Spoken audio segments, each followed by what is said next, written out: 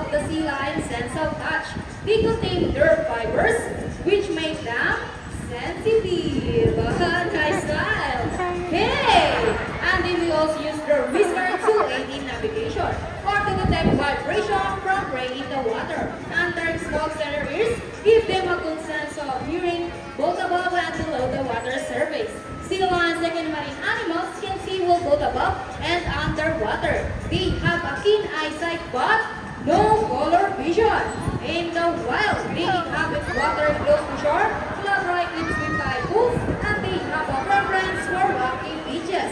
They have excellent climb abilities, which can easily scale rocky cliffs. Check this out, really strong front leapers.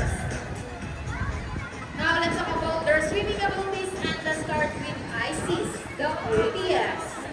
Sea lions can generally cruise at around 11 miles per hour using the rowing movements of their front flippers, while their back flippers are slouched out behind their bodies, functioning as rudder for steering. And that is the normal swim. Nice and easy. Thank you so much, Isis and trainer birds. But when chasing their prey or escaping from predators, they can achieve a burst speed up to, what, Sandra? 15 miles per hour.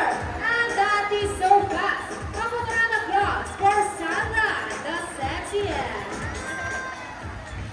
Wow, nice dive. And another one. She deserves it. Now here's an interesting story about our sea lions. Did you know that the US Navy has trained a few of them to take part of their special operation? Yup, that's right. They are able to hold their breath for up to 20 minutes. And they can dive hundreds of feet. Abilities that even the best Navy diver would be envious of. And since they cannot be detected by radar underwater, they're taught to recognize and avoid underwater mines. So trainers, ladies, are you ready? Well then, salute! Now let's mark. Ready, guys? Up, 2, 3, 4, up, 2, salute! This time, could you please join our sea lion friends in a salute? In a count of 3, everybody please salute and make this one loud. People of the crowd, are you ready? Hey guys, I can't hear you. Are you ready? Now let's count. 1, 2, 3, salute everybody. Thank you so much.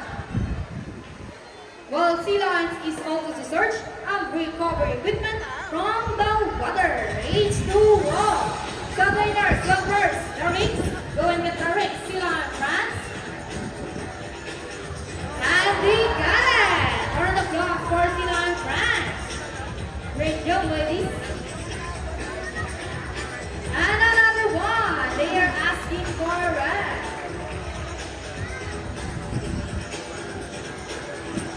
So trainers, what next? The ball? How do you think we get the ball? It's a ball balance. Purple, ladies. Almost there. Purple. Steady and fantastic. How about a round of applause for Sea Lion France? Excellent work, ladies. This time, would you love to see a dance number from our Sea Lion France? Hey guys, there's the energy. Would you love to see that?